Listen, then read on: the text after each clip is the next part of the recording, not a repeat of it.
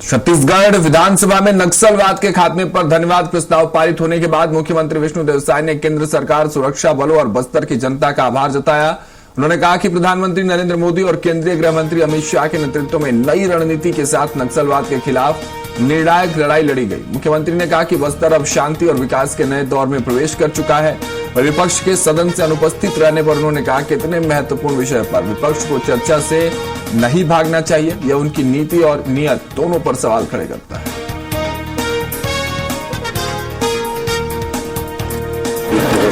31 मार्च 2026 को पूरे देश से नक्सलवाद को समाप्त करना है और नई रणनीति के साथ नक्सलवाद के खिलाफ में हमारे जवानों ने, केंद्रीय और प्रदेश के जवानों ने नक्सलवाद के खिलाफ में अपने अदम्य साहस का परिचय देते हुए लड़ाई लड़ी और बस्तर क्षेत्र की जनता का भी भरपूर समर्थन, आशीर्वाद मिला और इसका परिणाम हुआ कि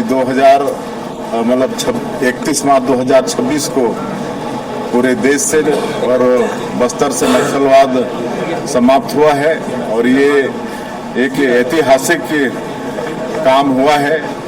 एक असंभव सा काम संभव हुआ है और इसके लिए आज हमारे विधानसभा में आभार प्रस्ताव पर चर्चा हुई है।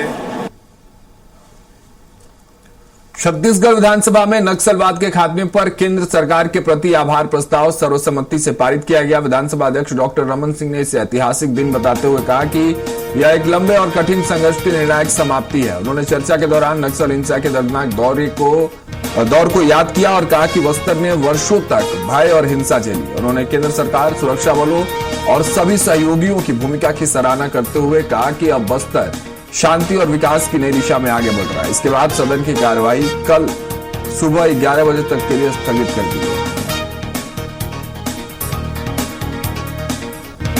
छत्तीसगढ़ से नक्सल समस्या का संपूर्ण निराकरण हुआ है, छत्तीसगढ़ में शांति आई है और इसके लिए केंद्र सरकार को छत्तीसगढ़ सरकार धन्यवाद देती है। प्रस्ताव में बहुत सारे हमारे बस्तर के, सरगुजा के विधायक अपनी बात रखे और गृह मंत्री का जवाब आया, मुख्यमंत्री का जवाब आया।